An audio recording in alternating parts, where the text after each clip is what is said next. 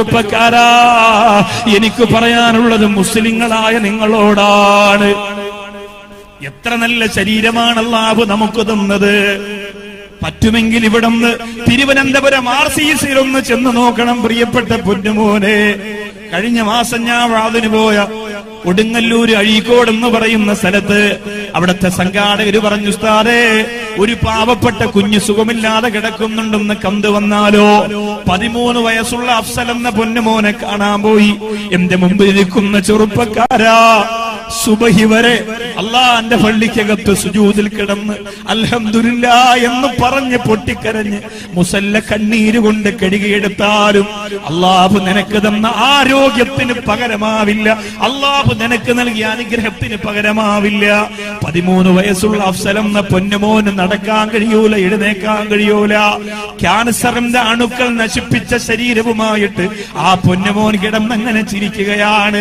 ആ പൊന്നുമോന്റെ വാപ്പ പറഞ്ഞു, ഉസ്താദേ, നിങ്ങള് അവൻ ആരോഗ്യമുള്ളപ്പോഴാണ് ഈ വീട്ടിൽ വന്നിരുന്നതെങ്കിൽ അവന് ചാടി എഴുന്നേറ്റ് നിങ്ങളെ കെട്ടിപ്പിടിച്ച് നിങ്ങളുടെ കവളത്ത് മുത്തം തരുമായിരുന്നു. അത്രക്കിഷ്ടമായിരുന്നു എന്റെ പൊന്നുമോന് നിങ്ങളെ. പക്ഷേ നിങ്ങൾ എന്റെ വീട്ടിൽ വന്നല്ലോ, എന്റെ പൊന്നുമോനെ കാണാൻ വന്നല്ലോ. ഞാൻ അവന്റെ മുഖത്ത് നോക്കിയിട്ട് ചോദിച്ചു, മോനെ, നിനക്ക് എഴുന്നേറ്റ് നടക്കണ്ടേ? കൂട്ടുകാരോടൊത്ത് കളിക്കണ്ടേ? അവൻ പറയുന്നു, ഉസ്താദേ, എനിക്ക് പള്ളിയിൽ പോകണം, എനിക്ക് മദ്രസയിൽ പോകണം, എനിക്ക് ഹാഫിളാകണം, പക്ഷേ കഴിയില്ലല്ലോ. മരണത്തെ മുഖാമുഖം കണ്ടുകൊണ്ടിരിക്കുന്ന 13 വയസ്സുള്ള ആ പ്രിയപ്പെട്ട പൊന്നുമോന്റെ അടുത്തിരുന്ന് ഞാൻ അങ്ങോട്ട് ദ്വാരക്കുമ്പോ അവിടെ ആ റൂമിന്റെ അകത്തൊരു 10-20 ആളുകൾ പഠിച്ചുകൂടിയിട്ടുണ്ടെങ്കിലും ഏറ്റവും നല്ല ശബ്ദത്തിൽ ആമീൻ പറഞ്ഞത് അഫ്സൽ എന്ന പൊന്നുമോനാ. ആ കിടക്കയിൽ കിടന്നുകൊണ്ട് അവൻ നല്ല ശബ്ദത്തിൽ പറയുന്നു, ആമീൻ, ആമീൻ, ആമീൻ. നടക്കാനുള്ള കൊതിയാ, ജീവിക്കാനുള്ള കൊതിയാ, കൂട്ടുകാരോടൊത്ത് സ്കൂളിൽ പോകാനുള്ള ആഗ്രഹമാണ്. പക്ഷേ ഇവിടെ നമ്മളോ അല്ലാഹു തന്ന ആരോഗ്യത്തെ ബിവറേജിൽ കൊണ്ടുപോയി നശിപ്പിക്കുന്ന ചെറുപ്പക്കാരാ. ഒരു പെൺകുട്ടിയുടെ പുഞ്ചിരിക്ക് പകരം നിന്റെ അല്ലാഹു തന്ന ഇസ്സത്തിനെ പണയപ്പെടുത്തുന്ന ചെറുപ്പക്കാരാ. അല്ല പൊറുക്കൂല പൊന്നുമോരെ, പടച്ചോ പൊറുക്കൂല പൊന്നുമോരെ. അല്ലാഹുവിന്റെ കോടതിയിൽ നിനക്ക് വലിയ സ്ഥാനമാണടാ. ഈ സമയത്ത് നീ ഒന്ന് നിസ്കരിച്ചാ, ഈ സമയത്ത് നീ ഇബാദത്ത് ചെയ്താ, ഈ സമയത്ത് നീ സ്വതക്ക ചെയ്താ, ഈ സമയത്ത് നീ പള്ളിക്കകത്തിരുന്ന് പൊട്ടിക്കരഞ്ഞാൽ അല്ലാഹുവിന് വലിയ സന്തോഷമാണ്. ഈ ലോകത്താര് ചെയ്യുന്നതിനേക്കാളും വലിയ പ്രതിഫലം നിനക്ക് തരുന്നത് എവിടെയാണ്? അല്ലാഹു നോക്കുന്നത് ശരീരത്തിന്റെ സൗന്ദര്യമല്ല. അതുകൊണ്ടാണ് കറുത്തവനായ ബിലാൽ റളിയല്ലാഹു അൻഹുവിനോട് കഅബയിൽ കയറാൻ പറഞ്ഞത്. കരഞ്ഞിട്ട് പറഞ്ഞു, നബിയെ, ആദ്യത്തെ വാങ്കല്ലേ, ഇവിടെ സൗന്ദര്യമുള്ളവരുണ്ടല്ലോ, നല്ല ശബ്ദമുള്ളവരുണ്ടല്ലോ. അല്ലാഹുവിന്റെ റസൂൽ പറഞ്ഞു, ഇർകഅ ബിലാൽ ഹാദിഹിൽ കഅബത്തിൽ ഉലിയാ. ബിലാലേ, നീ കയറി ബാങ്ക് വിളിക്കുക. ആ ബിലാല് ഈ വധയ്ക്ക് മാതൃകയാണ്.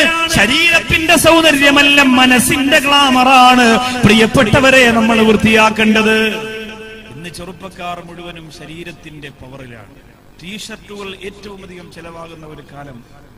എന്തിനാണ് ടീഷർട്ട് ചെലവാകുന്നത്? മസിൽ കാണിക്കാൻ വേണ്ടി. എല്ലാ യുവാക്കൾക്കും അതാണ് ഇഷ്ടം. കാരണം എല്ലാവരും ജിമ്മിന് പോകുന്നവരാണ്. ജിമ്മിന് പോകണ്ടെന്ന് ഞാൻ പറയണില്ല. നിങ്ങൾ പറയും ഉസ്താദിന് പോകാൻ പറ്റാത്തതുകൊണ്ടാണ് നിങ്ങൾ. ഞാനും പോകുന്നില്ലെങ്കിൽ വീട്ടിൽ കലവും ചട്ടിയൊക്കെ എടുത്ത് ഇങ്ങനെ വെക്കുന്നുണ്ട്. എന്നെ കൊണ്ട് പറ്റുന്ന രീതിയിലൊക്കെ ചെയ്യും. നിങ്ങൾ ജിമ്മിന് പോകണ്ടെന്നോ ആരോഗ്യം ഉണ്ടാക്കേണ്ടതെന്നൊന്നും ഞാൻ പറയില്ല. പക്ഷേ ശരീരത്തിന്റെ ആരോഗ്യം മാത്രമല്ല മുഖ്യം, മനസ്സിന്റെ ആത്മാവിലൊരു സൗന്ദര്യം യുവാക്കൾ ഉണ്ടാക്കിയെടുക്കണം. അല്ലാഹു നമ്മുടെ നാടും നഗരവും ഒക്കെ വൃത്തിയാവും. മഹലിൽ ഒരു പ്രശ്നങ്ങൾ ഉണ്ടാവില്ല. നമ്മുടെ നാട്ടിൽ ഒരു ഫിത്ന ഉണ്ടാവില്ല. ആണും പെണ്ണും രണ്ടുപേരും. യുവാക്കളെ കുറിച്ചുള്ളതാണ് പറയുന്നത്. അതുകൊണ്ട് യുവതികളായ നിങ്ങൾക്ക് മാറിയിരുന്ന കഥ പറയാനുള്ള ഒരവസരമല്ലത്. നിങ്ങളും ശ്രദ്ധിക്കണം. നിങ്ങളുടെ പ്രായവും പ്രശ്നമാണ് അല്ലേ? മനുഷ്യന്റെ ജീവിതം കടന്നു പോകുന്ന പ്രധാനപ്പെട്ട 5 മേഖലകളിലാണ്.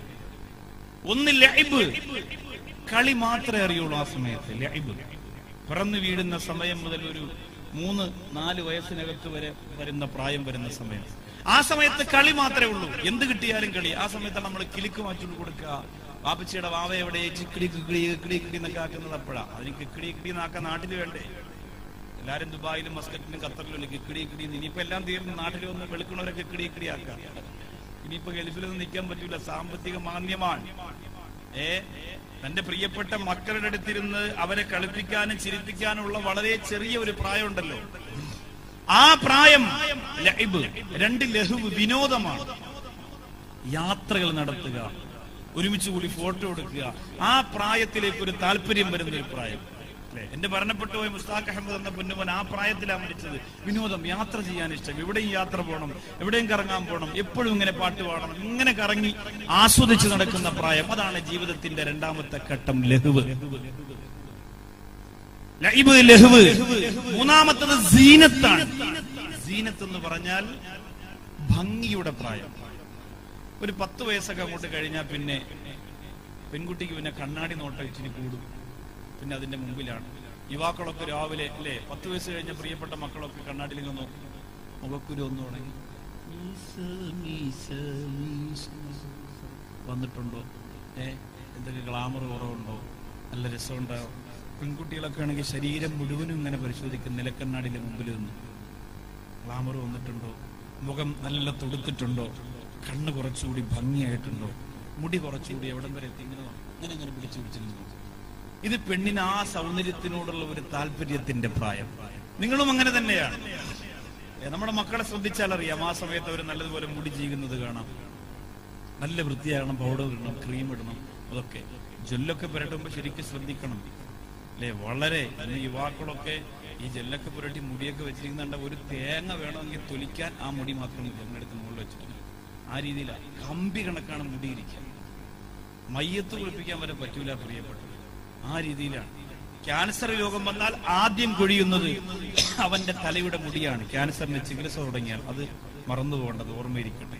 ഒരുപാട് മരുന്ന് പുരട്ടുന്നവരെ ശ്രദ്ധിക്കുന്നത് നല്ലതാണ്.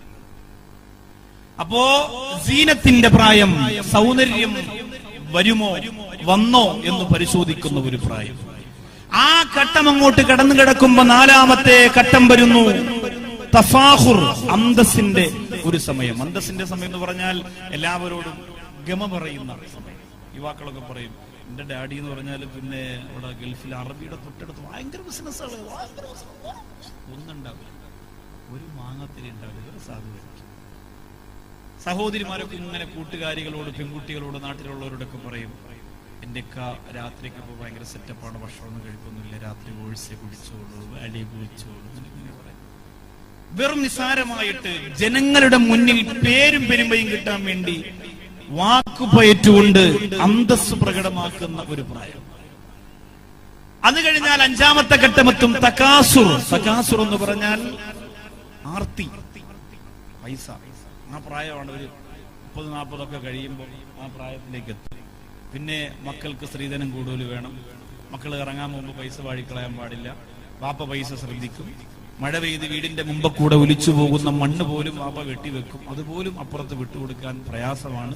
അങ്ങനെ സമ്പത്ത് വേണം, പണമുണ്ടാക്കണം, ധനം വേണമെന്നുള്ള ഒരു ആർത്തി ഇങ്ങനെ മനസ്സിൽ വരും. ഇതാണ് 5 ഘട്ടങ്ങൾ. ഇതിനിടയിലാണ് സീനത്ത് എന്ന ഒരു ഘട്ടം വരിക, സൗന്ദര്യത്തിന്റെ ആർത്തി വരുന്ന സമയം. അതാണ് യുവത്വം. അതിന് നിങ്ങൾ ഏതൊക്കെ മരുന്ന് പുരട്ടിയാലും കിട്ടുന്ന സൗന്ദര്യത്തെക്കാൾ കൂടുതൽ സൗന്ദര്യം കിട്ടുന്ന ഒരു മരുന്ന് എല്ലാവർക്കും ഉപയോഗിക്കും. നരലൂലി പോലെയാണോ എന്ന് ചോദിച്ചാൽ ഉപയോഗിച്ചതിന് ശേഷം നിങ്ങൾ പറയണം. 2-3 യുവാക്കൾ കഴിഞ്ഞ മാസത്തെ വാത് കേട്ടിട്ട് തീർച്ചയായിട്ടും അവർക്ക് മാറ്റമുണ്ടായി എന്ന് അവർ പറഞ്ഞു. ശരിയാണ് ഉസ്താദെ, ഉസ്താദ് പറഞ്ഞ ആ മരുന്ന് ഉപയോഗിച്ചതിന് ശേഷം ഒരു നല്ല മാറ്റം ഉണ്ടായിട്ടുണ്ട് മുഖത്ത്. ഞാൻ കണ്ണാടിയിൽ നോക്കുമ്പോൾ എനിക്ക് ഗ്ലാമർ കൂടിയിട്ടുണ്ട്, ഭംഗി കൂടിയിട്ടുണ്ട്. സൗന്ദര്യം കൂടുന്നതിനുള്ള ഒരു മരുന്ന് ആണിനും പെണ്ണിനും എന്ന് പറഞ്ഞു തരും. ഞാനല്ല പറയുന്നത്, മഹാനായ അലി ഇബ്നു അബീ ത്വാലിബ് റളിയല്ലാഹു തആല അൻഹു. അലി റളിയല്ലാഹു അൻഹു സൗന്ദര്യം കൂടാൻ വേണ്ടി റസൂലുള്ളാഹിൽ നിന്ന് പഠിച്ചു പറഞ്ഞത് കേവലം ഏതെങ്കിലും മുഖത്ത് പുരട്ടുന്ന ഒരു മരുന്നല്ല, അതൊരു വലിയ ഒരു കാര്യമാണ്. കാരണം അലി ഇബ്നു അബീ ത്വാലിബ് റളിയല്ലാഹു അൻഹു പറയുന്നു, ഹറാമായ നോട്ടം നമ്മൾ ഒഴിവാക്കിയാൽ നമ്മുടെ മുഖത്ത് അല്ലാഹു ഒരു പ്രത്യേകമായ ഭംഗി തരും എന്നാണ്. നിങ്ങൾ പറയും, ഇതൊരു വല്ലാത്ത ചെയ്ത്തായി പോയി ഉസ്താദേ, ഞങ്ങൾ വേറെ എന്തെങ്കിലും മരുന്നാന്ന് കരുതിയിരുന്നതല്ല. യഥാർത്ഥത്തിൽ നമുക്ക് ചെയ്യാൻ കഴിയുള്ളൂ. നമ്മൾ ഹറാമായ നോട്ടം, ഇപ്പൊ നിങ്ങൾ ഇന്ന് നിങ്ങളുടെ മുഖം, നിങ്ങൾ നാളെ രാവിലെ നിങ്ങളുടെ മുഖം നിങ്ങൾ കണ്ണാടിയിൽ നോക്കുക. അതിനുശേഷം നിങ്ങൾ 1 മാസം ഹറാമായ ഒന്നും കാണൂലെന്ന് തീരുമാനിക്കുക. അന്യ സ്ത്രീകളെ നോക്കുക, അന്യ പുരുഷന്മാരെ നോക്കുക, നോക്കൂലെന്ന് തീരുമാനിച്ചിട്ട് വളരെ റാഹത്തോടെ 1 മാസം കണ്ണാടിയൊന്നും നോക്കാതെ ഈ രീതിയിൽ ജീവിച്ചിട്ട് 1 മാസം കഴിഞ്ഞ് ഒന്നുകൂടി കണ്ണാടി എടുത്ത് നോക്കിയാൽ നിങ്ങളുടെ മുഖത്ത് നിങ്ങൾ ഫെയർ ലവ്ലിയും സൗന്ദര്യവർദ്ധന വസ്തുക്കളും ഒക്കെ ഉപയോഗിച്ച് നിങ്ങൾ ഉണ്ടാക്കുന്ന നിറത്തെക്കാൾ ഭംഗിയേക്കാൾ തനതായ മുഖത്തിന്റെ സൗന്ദര്യം അല്ലാഹു റബ്ബുൽ ഇസ്സത്ത് നിങ്ങളുടെ മുഖത്ത് തരും. അതുകൊണ്ടാണ് ഔലിയാക്കളുടെ മുഖം പ്രകാശിച്ചത്. അതുകൊണ്ടാണ് ആരിഫുകളുടെ മുഖത്ത് പ്രഭയും പ്രകാശവും ഉണ്ടായത്. അതുകൊണ്ടാണ് അവരുടെ മുഖത്തേക്ക് നോക്കാൻ തന്നെ നമുക്ക് പേടിയുണ്ടായത്. അല്ലാഹു തആല ഖൈറിലും ബറക്കത്തിലും ആക്കുമാറാകട്ടെ.